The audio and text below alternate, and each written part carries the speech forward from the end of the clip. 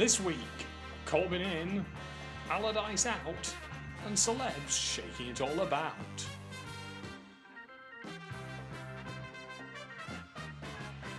Hello and welcome to 24/7. Yes, it is the first of a brand new series, a proper series of 24/7, where we start with the news. How could we not start with the news? There's basically been so much of it. We start with the Labour election campaign, where BBC reporter Norman Smith was getting a bit too excited. They think Mr. Corbyn can galvanise, a significant number of people, and he has. Yeah. But that is not the same as reaching out to the millions of people who don't give a toss about politics. They don't think about it until election time. Steady on, it's 11 in the morning. Now, they seem to be hosting this build-up in one of the noisiest places in the conference centre. Okay, Clive Lewis, what are you expecting then in about half an hour's time? I think. Can you speak a bit louder? The media and the commentary. They were also covering an equally noisy rally in a nearby hall for Jeremy Corbyn supporters.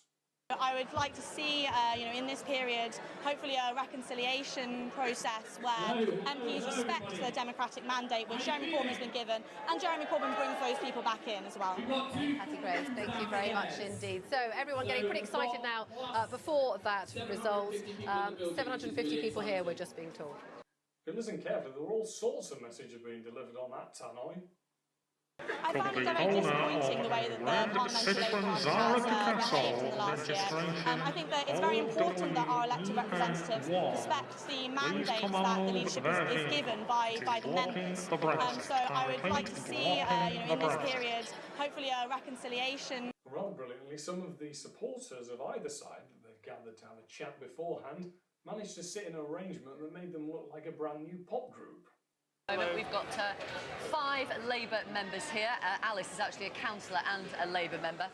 And if you weren't watching the build-up, you missed this amazing song. I eat my sandwiches on the train and I feel like Jeremy Corbyn.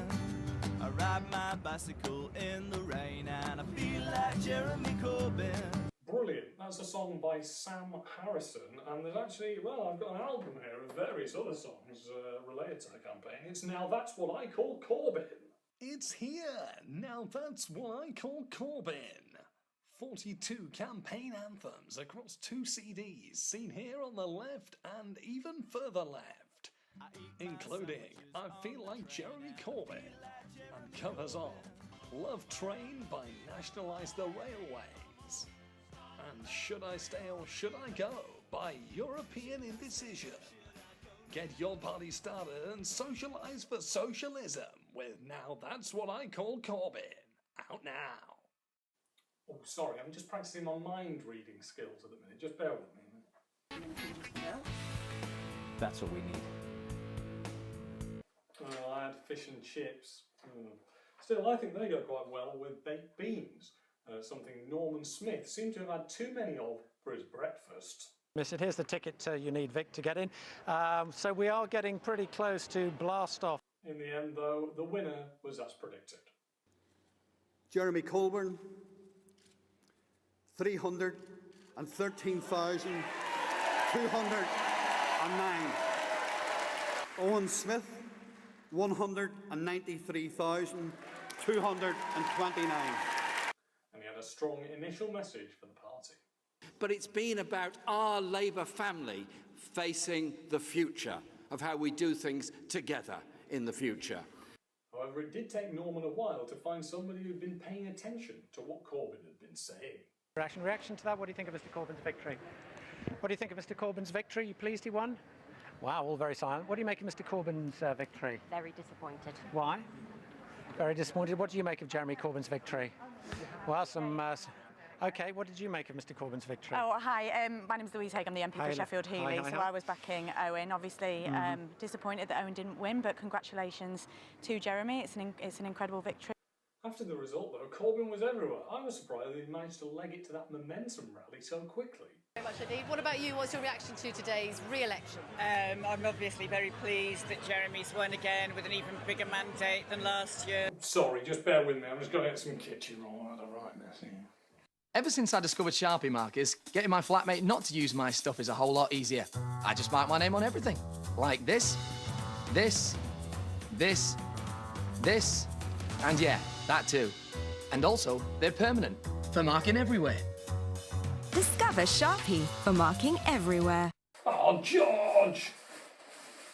Matt Allwright and Gabby She's Everywhere Again Roslyn began this week's The Saturday Show by talking about some gadgets. I don't know if you can see on camera, it's got a very fine hollow needle here. And the guy who invented this, I believe, has a medical background, and this is actually modelled... Well, this is modelled on the needles that use to form spinal taps. Oh, goodness me. Yeah, so that's a nice thing to think about when you're about to enjoy some wine. That is perfect. And then you can pour your wine like that? So it uses compressed gas to, force... this. Oh, my days. Pretty good. Or just take the cork out. Anyway, how much do they cost? It's £199. £199? Blimey, imagine how much wine you could buy for that. And to be honest, the experts on the whole didn't seem all that clued up. And what other breeds have we got? Well, we've got the Himalayan. These are the white with the black ears. Right. Okay, they're not actually from the Himalayas, they're actually from the Middle East. So why are they called Himalayan then? Well, I can't answer that question. Could the gadget bloke do any better? Pizza scissors. Pizza scissors. I don't know about you. Of course, you can't just use a knife if you're a student. How much is that one? I don't know. £20. It's 20. It's £17.99. Great, have another go. Okay, how much is that one? You're going to say, I'll find out from Emily. It's 30 quid. Now, over in Emmerdale this week, Kane was delivering a very unusual threat. There's some post there, and I don't know if you want me to open it. What is it with you lot on post day? Do I look like I want to be catching up on correspondence? No. Talk to me about post again. You'll be wearing it next time. Yeah, he made the same threat to me, I'm afraid. Still, that wasn't the only unusual thing in Emmerdale this week. Moira had seemingly had an encounter with a children's character. So, what's with the siesta then? You all right? Yeah, I'm fine. I had a bit of a headache after bumping into Mr. Happy. Blimey, how did you miss him? He's pretty big and bright. He wasn't the only character in town either. You look beautiful. Oh, really? You'll do Pingu proud. What? I wonder what Pingu did make of the dress. He liked it as well. Now, overnight, on Monday night, it was the first US presidential debate between Hillary Clinton and Donald Trump, a man who manages to look smug just walking into a room. Democratic nominee for President of the United States, Hillary Clinton, and Republican nominee for President of the United States, Donald J. Trump.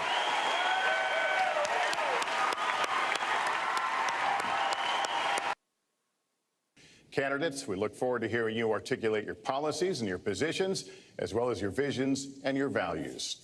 Well, yeah, as well as arguing with one another a lot, obviously. Now, one key thing in these debates, as far as general practice seems to go, is that you've got to look statesman or stateswoman-like. Not something that can necessarily be said for Trump, who answered many of his questions like he had his recent interviews. Under my plan, I'll be reducing taxes tremendously, from 35% to 15% for companies, small and big businesses.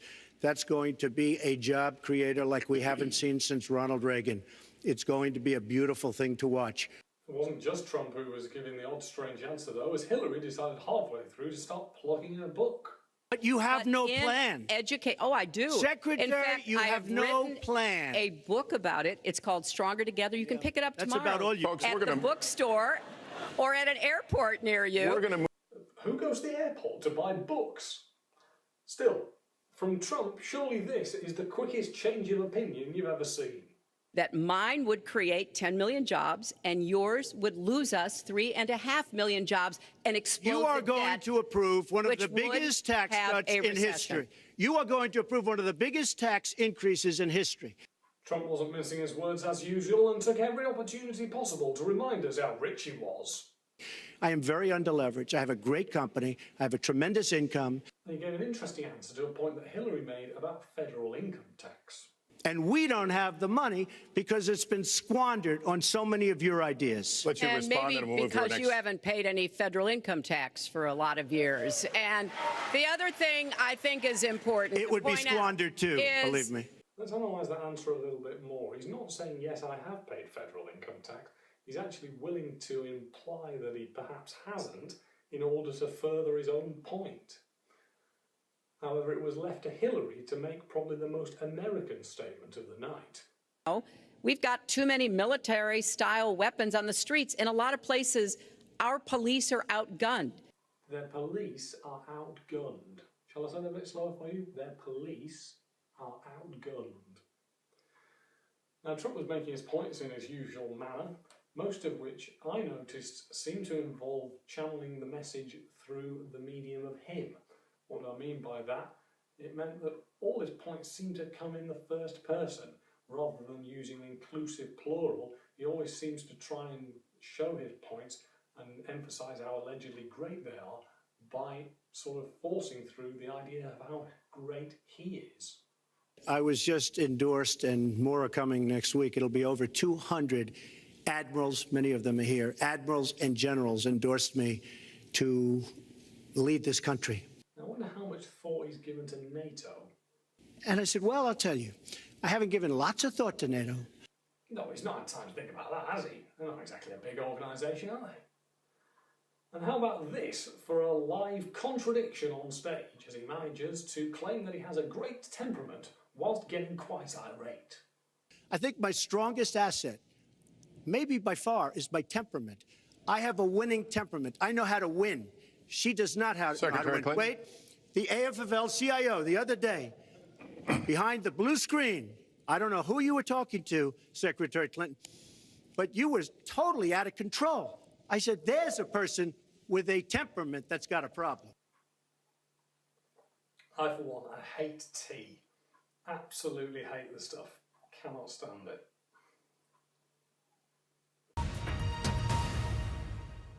Now, some breaking news, as you can see on the screen, that the FA is confirming that Sam Allardyce is leaving his position as England manager. Sam Allardyce left his job as England manager by mutual agreement after being caught in a Daily Telegraph sting where he was seen to use his position to further a £400,000 personal deal and allegedly say it was not a problem to circumvent rules on the third-party ownership of players. Dodgy advice, big payments, bringing the game into disrepute. It was all a very clumsy and embarrassing state of affairs on Tuesday. However, on the plus side, I did get a phone call the other day and I have just signed a cracking after-dinner speaking contract, so, you know, every cloud and all that. This week's show from the Alan Partridge back catalogue was the brilliantly titled Fishing Impossible on ITV. This is Jay. He's obsessed with freediving and spearfishing and is as tough as a nut. Well, that's not a fish. I'm the Cornish man. This is Blowfish, a marine biologist. Is that his real name? He likes to catch fish with his bare hands. Blimey, he's huge. That's not a fish either. It was a nice little travel log, but to be honest, one of the presenters didn't really seem to know what he was doing when he did finally get a big bite.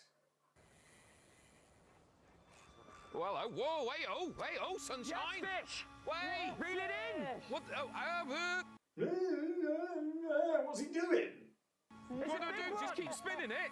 Oh, he's off! No, he's on! What am I doing? What am I doing? What's he doing? What is he doing? Keep the rod tip high! Keep the rod tip high! Okay. Yes, fish! Help!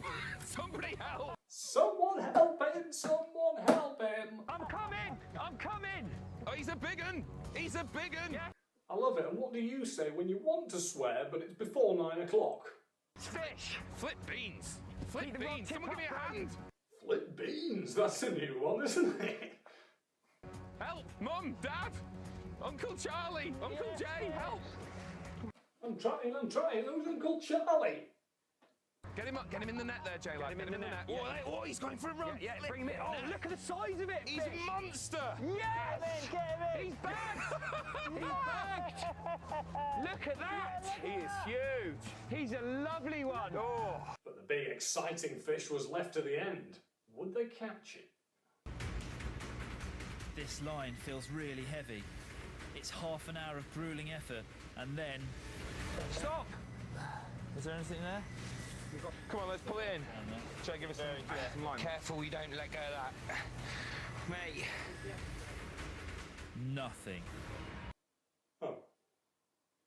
Meanwhile, over on BBC Two, there were some new faces on Eggheads. Monday saw Steve and Beth, winners of Make Me an Egghead, join the panel for the first time. The question is, can they? In their first head-to-heads, both won in sudden death. It's in Southwark in London. Well done. Beth, you got it right. Sudden death. Oh, you've won your first round as a fully fledged Egghead. The correct answer is James Martin. Well done, Steve. Another comeback by our newest Eggheads. Before Beth pulled out a peach of an answer in her first final to help the Eggheads to another victory. We say congratulations, Eggheads. You have won. I'm going to take a quick look at BBC Breakfast. Once again, firstly, quick congratulations to Thomas Thwaite from The Pilot, who won an Ig Nobel Prize for his Goatman book the other day, so congratulations for that. Now, we're taking a look at Monday's show, which was a bit of a Turner Prize special, it seemed, as they were looking around at the contenders for this year's exhibition, trying to initially work out whether this load of gymnasium floorboards could be a modern masterpiece. He's been commenting on the kind of closure of state schools in Chicago. That adds another layer of meaning onto it and means it kind of creates another element of interest in the work. I can see that, and at the same time, it's basically a sports hall floor, isn't it, on the wall. Now, don't get me wrong, I've got nothing wrong with meaning in art, but this guy was certainly after my own heart when you're looking a bit too hard for it. Whenever I hear like academic art historians kind of decoding a historical work and talking about this means X and that means Y, I always feel like, oh, give it a rest, mate. It doesn't mean any of that. It's just a banging picture. A banging picture, brilliant, I love it. I've actually got a couple more of his reviews here. Yeah, that is a banging picture, obviously. That Mona Lisa is a wicked painting. And Van Gogh's sunflowers look well pretty. 5 stars. So, yeah, another one of his reviews there. A big circle on a wall. It's called Black Sun and it's by Damien Hirst. Get closer and you realise it's made from thousands and thousands of dead flies. I really like this. I don't really know why I like it, and I don't know if it's art, and I certainly don't know if it's a modern masterpiece. I do know one thing, but it smells a bit. Presenter Charlie State was examining the works throughout the morning, including this rather cheeky exhibit. Brace yourself, because there's a slight change of tone here. Now, if I let you, the camera, just dwell on the shot there. Dwell on the shot? What, this time of the day? Blimey, some people are trying to eat their cornflakes here. You probably don't need much explanation from me about what it is. I wonder what it could be. Is it 2 hands needing some bread? But this year, as you say, these are things you can see, you can look at in a more conventional sense. Yes, although I'm not sure conventional is quite the right word. Yeah, it doesn't quite work, that, does it? It doesn't quite blend in as I think it's meant to. Nice idea, though, but it sort of just turns into a jacket hung in front of a wall. Still, it has inspired me, and I've set up my own art exhibition right here. It's lovely. This first exhibit is quite simply titled Seemed Like a Fun Idea, and is basically just a pile of toilet rolls. This empty jar signifies the fact that Daniel needs to go and buy some more pasta sauce.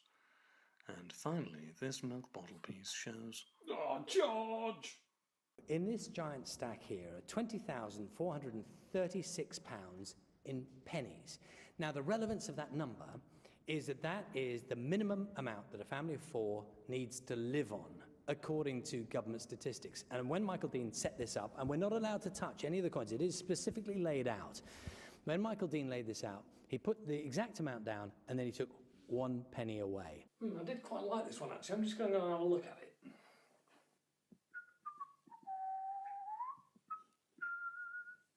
But after so many reports spread through the morning from the Tape Britain, I couldn't help thinking that the cameraman had got a bit bored of the whole situation. He seemed to start playing hide and seek with the presenter at one point. So we're really saying It's time perhaps for the government to think again. It's a good moment to do that, and there's no question that the arts contribute enormously to the country in many ways. Still, I think this clip shows that as time goes on, art is getting more understandable for the masses. This is about one of the artists in the Turner Prize called Michael Dean. This is right on the front page describing his work. If we can imagine each of Dean's works as a word, then their composition could be read as syntactical. Each part of his sculptures or installations becomes a constituent element in the physical sentences and phrases he arranges. That said, the significant factor is not that the sculptures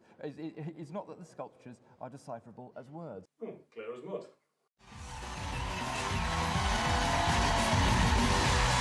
I've been enjoying the new Robot Wars recently, and I couldn't help thinking that the Strictly introductions could do well to take a leaf out of their book. A comedy actress stepping into the ballroom for the first time, Anton provides good protection, but it could be slow around the arena. Good traction underfoot from this pairing. Athletic legs could act as a shrimag to help self-right from any mistake. Brendan's a three-time series grand finalist. Anastasia's untested in battle.